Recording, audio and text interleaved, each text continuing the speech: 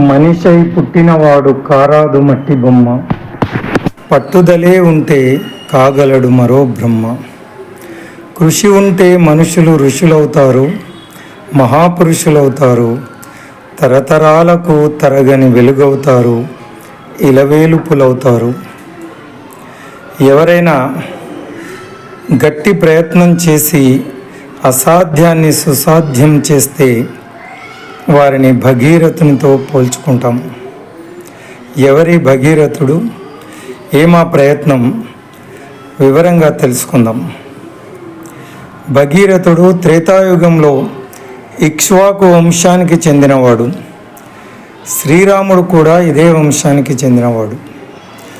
భగీరథుడి చరిత్ర పలు ప్రాచీన హిందూ గ్రంథాలలో ప్రస్తావించబడింది. ముఖ్యంగా ఈ 3 ప్రధాన గ్రంథాల్లో కనిపిస్తుంది. రామాయణం బాలకాండ, భాగవత పురాణం 9వ స్కందం, మహాభారతం అనుశాసన పర్వంలో దీని ప్రస్తావన ఉంది. ఇక రామాయణంలో బాలకాండలో భగీరథుని చరిత్ర చాలా విస్తారంగా వివరించబడింది. పరమ పవిత్రమైన గంగానదిని చూసి రామచంద్రుడు విశ్వామిత్రుని అడగగా ఈ అద్భుతమైన గంగావతరణం గురించి విశ్వామిత్రుల వారు రామచంద్రునికి వివరిస్తారు. ఇక భాగవత పురాణం 9వ స్కందం, ఇందులో భగీరథుడు సగరుని పుత్రుల కథ, గంగావతరణం, శివుని తపస్సు గురించి వివరంగా వర్ణించబడింది.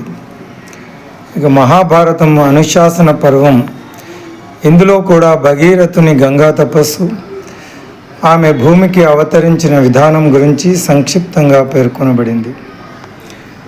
అంతేకాదు హరివంశం, స్కంద పురాణం, పద్మపురాణం వంటి ఇతర పురాణాలలో కూడా ఈ కథ కొంతమేర ప్రస్తావించారు. భగీరథుడు తపస్సు వంటి భగీరథ ప్రయత్నం అనే పదాన్ని మనం తరచుగా వింటూ ఉంటాం. అంటే అసాధ్యమైన పనిని సాధించేందుకు గల మహోన్నత ప్రయత్నం. గంగా నదికి భాగీరథి అనే పేరు భగీరథుని ప్రయత్నం వల్ల గంగ, స్వర్గంలో మందాకినిగా పిలువబడే గంగ భూమి మీదకి రావడం జరిగింది. కాబట్టి భగీరథుని పేరు మీద గంగను భాగీరథి అని పిలుస్తాం. సూర్యవంశపు రాజైన సగరునికి కేశిని, సుమతి అను 2 భార్యలు. కేశినికి అసమంజసుడు, సుమతికి 60,000 మంది కుమారులు కలిగారు. భగీరథుని ముత్తాత అయిన సగర రాజు యజ్ఞంలో వదిలిన అశ్వాన్ని ఇంద్రుడు తీసుకువెళ్ళి పాతాళ లోకంలో కపిలుడి దగ్గర కట్టివేసి వెళ్ళిపోయాడు. యాగాశ్వం కనబడక సగరుని పుత్రులు అందరూ దాన్ని వెతకడానికి అన్ని దిశలకు వెళ్ళారు. వారు భూలోకంలోని 7 ద్వీపాలు అన్వేషించిన యాగాశ్వం కనబడలేదు. వెనుదిరిగి రాకుండా ఆ మహా బలవంతులు గుణపాలతో భూమండలం అంతా తవ్వారు. ఆ విధంగా ఏర్పడినవే సముద్రాలు. అందుకే సగర పుత్రులు తవ్వడం ద్వారా ఏర్పడ్డాయి కాబట్టి వాటిని సాగరాలు అని పిలుస్తున్నాం. సగరుని 60,000 మంది కుమారులు పాతాళంలో నిర్బంధించి ఉన్న గుర్రాన్ని చూసి వారు భయంకర శబ్దాలు చేస్తూ, అక్కడ తపస్సు చేస్తూ ఉన్న కపిల మహర్షే ఈ అశ్వాన్ని అపహరించాడని భావించి ఆయన పైకి దాడి చేయడానికి వెళ్ళారు. అప్పుడు కపిల మహర్షి ఆ సగరుని 60,000 మంది పుత్రులను మహా ఉద్రిక్తమైన కోపంతో హుంకరించి చూడగా ఆ నేత్రాలతో వెలువడ్డ అగ్నిలో వారంతా బూడిదగా మారి బూడిద కుప్పలై పడిపోయారు. ఆ తర్వాత అసమంజసుడు సగరుని మరో పుత్రుడు ప్రయత్నించి విఫలం కాగా, అసమంజసుడి పుత్రుడైన అంశుమంతుడు కపిల మునిని ప్రార్థించి ఆయన అనుగ్రహంతో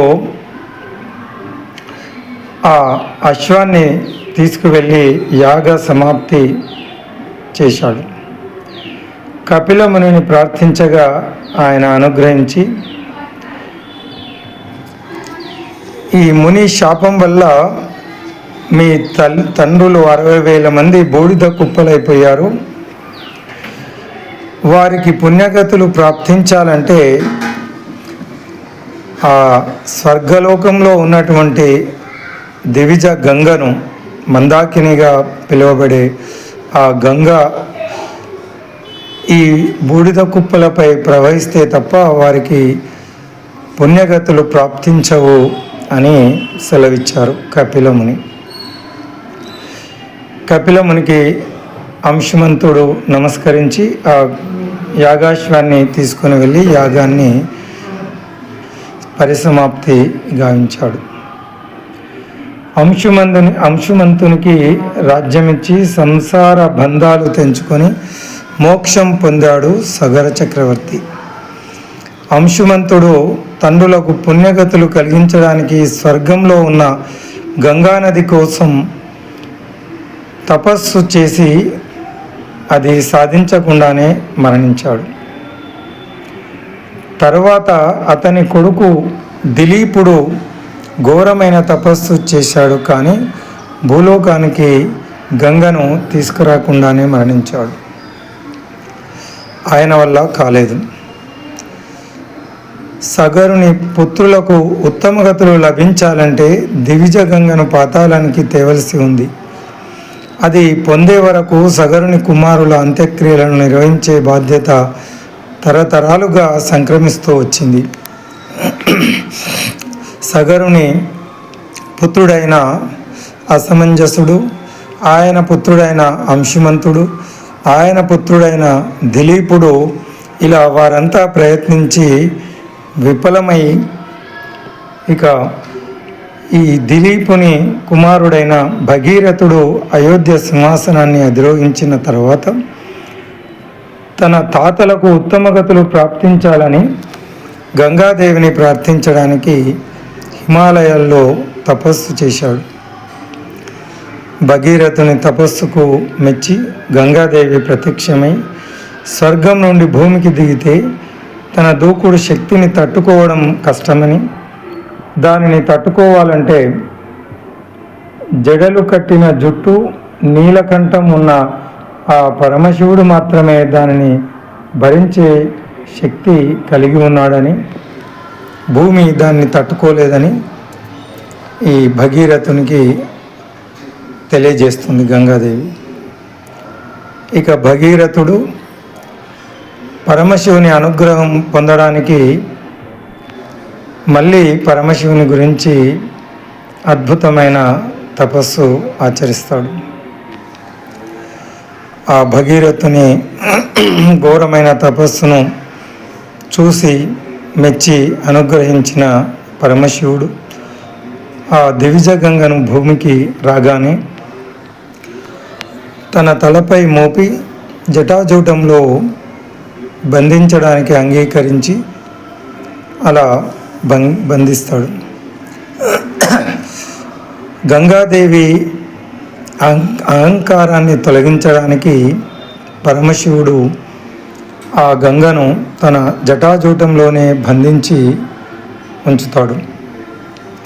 ఎంతకు గంగ కిందికి రాకపోవడం వల్ల మళ్ళీ భగీరథుడు పరమశివుణ్ణి ప్రార్థించి వేడుకోగా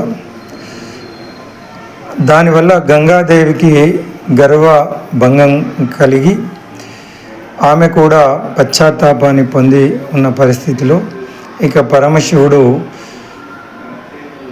ఆయన జటాజూటంలోని గంగను ఒక పాయగా నేలపైకి వదులుతాడు. అలా భగీరథుని వెంట గంగ పరుగులు తీస్తూ ఆయన వెంట వెళ్తుంది. ఈ అద్భుతమైన గంగావతరణాన్ని అద్భుతంగా వర్ణించారు. ఆ మహానది గంగా పరమశివుని జటాజూటాల రంధ్రాల నుండి దూకి నేలపై చేరింది. అడ్డు అదుపు లేకుండా ఉరకలు వేస్తూ పరవళ్ళు తొక్కుతూ కాల సముద్రంలా ప్రవహింపసాగింది. పరమశివుడు పలికే ఓంకారాన్ని అనుసరించి వెలువడే శబ్ద బ్రహ్మంలా ఆ గంగాదేవి పొంగి పొర్లుతూ ముందుకు ప్రవహిస్తూ అతి విస్తార విలాసాలతో ఆ భగీరథుని అనుసరించి రాసాగింది. అలా తెల్లని ఐరావతం తొండాల వలె కనబడుతూ పరిగెత్తే ప్రవాహాల ముందు భాగపు వరద పోటుల వెంట అక్కడక్కడ నీటి పొంగులు కమ్ముకుంటున్నాయి. ఆ నీటి పొంగులతో పారిజాత పూల గుత్తుల చక్కదనాన్ని మించిన తెల్లని నొరగలు, ఆ తెల్లని నొరగల పక్కన అరవిరిసిన కర్పూర చెగుళ్ళ సోయగాలను మించే సుడిగుండాలు, ఆ సుడిగుండాల పక్కన తెల్లని మేఘాల కన్నా అందమైన పొడవైన ప్రవాహాలు, ఆ ప్రవాహాలలో కలిసిపోయి గాలి వేగానికి పైకి లేచే పాపనాశకార అయిన అలలు, ఆ అలల చివర్లు విరిగి పైకి ఎగిరిపడే తుంపరలు, మోక్షప్రదాయాలు అయిన ఆ తుంపరలు ముత్యాల దండల వలె, మల్లెపూలల వలె, కర్పూర బిళ్ళల పేర్ల వలె, చంద్రకళలో ప్రకాశించే చుక్కల వలె మెరుస్తూ ఉన్నాయి. ఆ తుంపర్లతో భూలోకానికి మంగళప్రదం అయిన లక్ష్మీదేవి చేయి వలె ప్రకాశిస్తుంది గంగానది. పరమహంసలతో ప్రకాశించే వైకుంఠంలా శుక్లపక్షంలో శోభిల్లే కలువలు కలిగి విలసిల్లుతోంది గంగానది. భూమండలం వలె అనేకమైన జీవకళలు నీరు కలిగి జీవితాల వలె వికసిస్తోంది గంగాదేవి. అనేక సేనలు, బకుడు, భీముడు, సుభద్ర, అర్జునుడు కథలతో శోభించే భారత పర్వంలా పెక్కు చక్రవాకాలు, కొంగలు, మంచి కాటుక పిట్టలు, భయంకరమైన అగాధాలు, అలలతో మనోజ్ఞంగా ప్రవహిస్తోంది గంగా.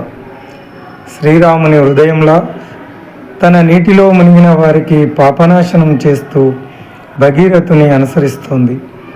మృత్యువును జయించిన మహాదాత ప్రవర్తనల శివుడిని పూజిస్తూ విభూతితో కూడిన అందమైన శివుడిలా గొప్ప నడకలతో సుకుమారంగా ప్రవహిస్తోంది.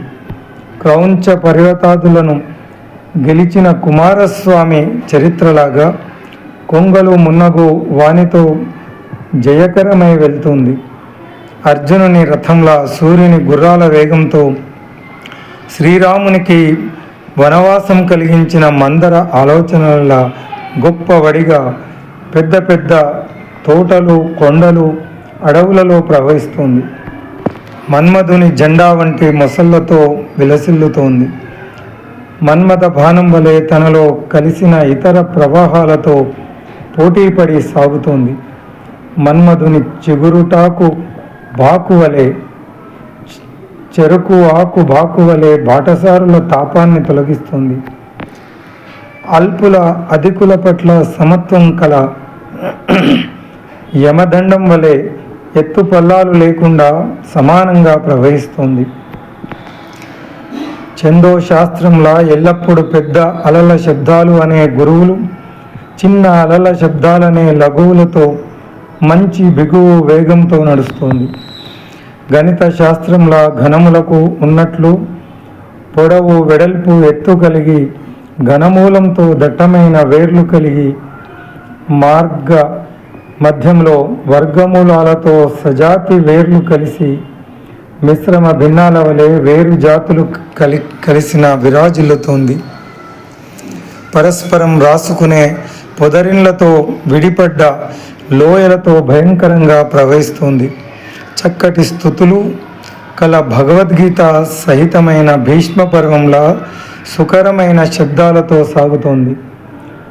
గువ్వ గుత్తి కట్టి చెట్ల శబ్దం మున్నగు అనేక రవములు రకరకాల వాయిద్యాల శబ్దాల వలె శోభిల్లగా గొప్ప లయతో ప్రవాహాలు కట్టి నడుస్తోంది. అచ్చులు హల్లులు కలిగిన వ్యాకరణం వలె అచ్చమైన బిగువు వడి కలిగి నడుస్తుంది. మహాభాష్య వృత్తిల వృద్ధి గుణాల సామర్థ్యంతో ప్రవహిస్తుంది. పెక్కు ప్రయోజనాలు ప్రమాణాలతో ఉదాహరణలతో కూడిన అర్థశాస్త్రంలా అనేక యోజనాల నిడివిగా ప్రవహిస్తుంది. సామాన్య గుణాల విశేషంతో విలసిల్లే ఉదాహరణల వలె అందరికీ అందుబాటులో ఉండే గుణాల ప్రత్యేకతతో నడుస్తుంది. భూమిని భరించడంలో నిమగ్నమైన ఆదిశేషుని కార్యంలాగా సుస్థిరమైన గొప్ప యత్నంతో భగీరథుని వెంట ముందుకు సాగుతోంది. వేదాలకు సైతం అతీతమైన పరబ్రహ్మను మించి అనేకమైన దారులను అతిక్రమిస్తుంది. పెక్కు వర్ణ పద క్రమాలతో అతిశయించే వేదాల వలె అనేక రకాల ధ్వనులతో సాగుతుంది. కర్కాట మీన మిథున మకరాలతో ఒప్పి ఉండే ఖగోళ నియతి వలె పీతలు చేపల జంటలు మొసళ్ళ గుంపులతో ఉరకలేస్తుంది. నిర్మలమైన చంద్రకాంతితో వెలిగిపోయే అందగత్తె మోము వలె స్వచ్ఛమైన చంద్రకాంతిలో మెరుస్తుంది. ఇంపైన పల్చటి సుందరి పెదవి వలె కెంపు రంగుతో విలసిల్లుతోంది. నాగరం ధరించిన శృంగారవతి జుట్టులాగా నల్లదనంతో పాములతో అతిశయిల్లుతుంది. శారదాదేవి గెలుపుతో కూడిన బుద్ధిమంతుని విస్తారమైన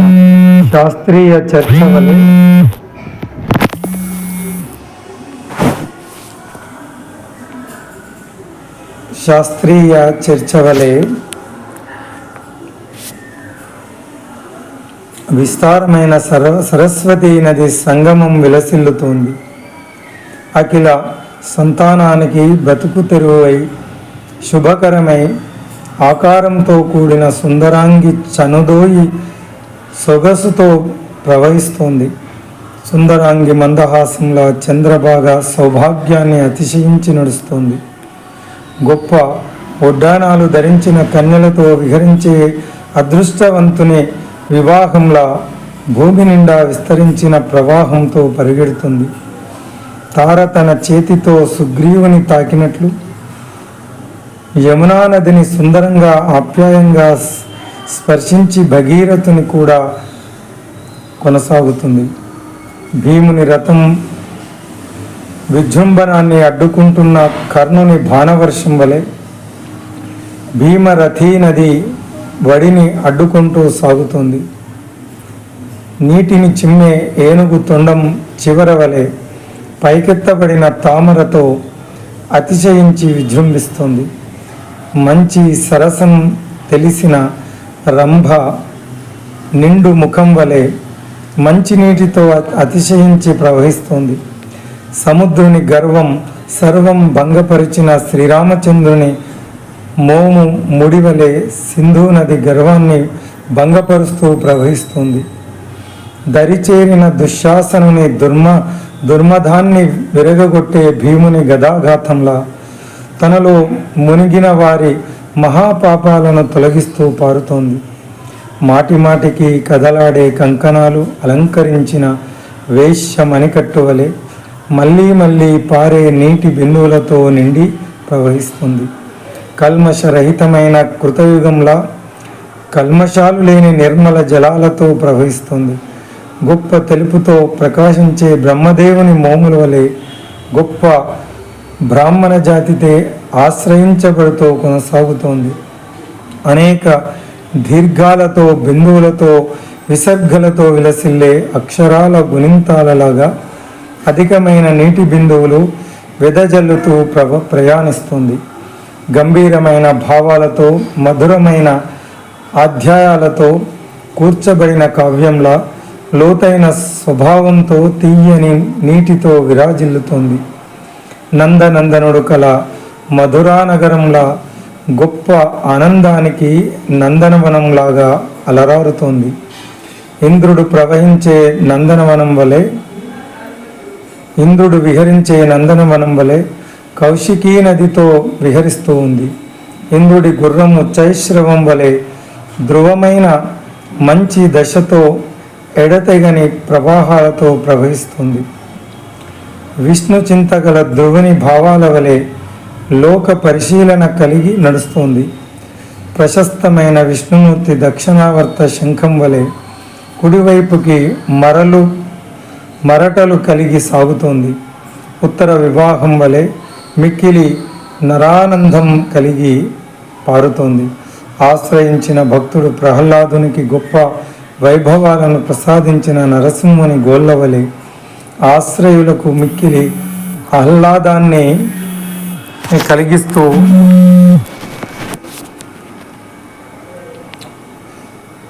ముందుకు కొనసాగుతుంది. కామధేను కల్పవృక్షాలలాగా దానాల సమూహంతో కూడి కదులుతూ ఉంటుంది. పాలు పొంగుతుంటే బాలింతరాలి స్తనం వలె ఎల్లప్పుడూ పారే నీటితో పొంగుతూ ఉంటుంది. మకరం, పద్యం, పద్మం, కచ్చపం అనే నిధులతో తులతూగే కుబేరుని నివాసం వలె మొసళ్లతో, తామరలతో, మెట్ట తామరలతో, తాబేళ్లతో నిండుగా ప్రవహిస్తూ ఉంటుంది. కూలిన మందర పర్వతాన్ని పైకెత్తే ఆదికూర్మం యొక్క బలమైన డిప్పవలే కొండగట్లను కదిలించే వడితో ప్రవహిస్తుంది. ఎత్తైన చర్యలతో నిండిన కొండల వంటి ఎత్తైన గట్లతో కాపాడబడుతూ అతిశయిస్తూ ఉంటుంది. భూమిని పైకెత్తే ఆది వరాహం వలె గొప్ప ఓర్పు కలిగి పారుతూ ఉంటుంది. పుణ్యకరమైన దర్భలు కల బ్రాహ్మ మొత్తముల చేతి వలె మంచి పవిత్రమైన ఇంపుతో పెంపారుతూ ఉంటుంది. ఎదిరించి వచ్చే కరదూషణుల గర్వం సర్వం హరించే రామబాణం వలె చేరవచ్చు పాపుల అహంకారాన్ని అపహరిస్తూ ప్రవహిస్తుంది. రాజ సమూహాన్ని సమూలంగా సంహరించే పరశురాముని గొడ్డలి వలె పర్వతాలను పెళ్లగించేంత బలంగా ప్రవహిస్తుంది. శత్రువులను ఉన్మీలించు బలరాముని నాగలి వలె ఇరుపక్కల గట్లను ఒరుసుకుంటూ ప్రవహిస్తుంది. చేరవచ్చు రాక్షస కాంతలకు మనోహరమైన బుద్ధుని నెమ్మేను వలె ఆశ్రయించిన సర్వజనులను రక్షించు ఉదారతతో మనోహరంగా పారుతుంది. దేవతలను సంతోషింపజేసే శివతాండవం వలె ఉత్సాహవంతమైన తుల్లిపడే చేపలకు ఆలవాలమైంది. వేదాలకు శుభాలను సమకూర్చే మత్స్యావతారంలా చెవులకు ఇంపు కలిగిస్తూ ప్రవహిస్తుంది. ధన వస్తు సమదాయాలతో సుముఖంగా ఉన్న గొప్ప దాతవలే విస్తారమై పారుతోంది. బలిచక్రవర్తి వంశాన్ని నిర్మూలించిన వామనుడి పాదంలాగా బలమైన వెదురు పొదలను సైతం కదిలించేటంత వడిగా ప్రవహిస్తుంది. సామభేద మాయోపాయాలతో కూడిన నీతిశాస్త్రం వలె చాతుర్యంతో ఒప్పుతుంది. అపరిమితమైన లోకాలతో జంతుకోటితో నిండి ఉండే బ్రహ్మాండం వలె లెక్కలేనన్ని జలరాశులతో కొలవబడుతూ ఉంది. గుట్టు తెలియని మానవతిలాగా తెలియనేలంత లోతు కలిగి ప్రవహిస్తుంది. ఎన్ని పనులున్నా హడావిడి పడని ఇల్లాలిలాగా ప్రశాంతంగా పారుతుంది. బయటికి పోని ముద్దురాలిలాగా గట్టు దాటకుండా పోతుంది. శీఘ్ర గమనం గల జవరాలులాగా వడిగా ప్రవహిస్తుంది. అటు ఇటు పోని పతివ్రతలాగా భగీరథుడు చూపిన దారిలో ప్రవహిస్తుంది. అన్నిటినీ కడుపులో దాచుకునే కన్నతల్లిలాగా అన్నిటినీ తన కడుపులో దాచుకుంటూ పోతుంది.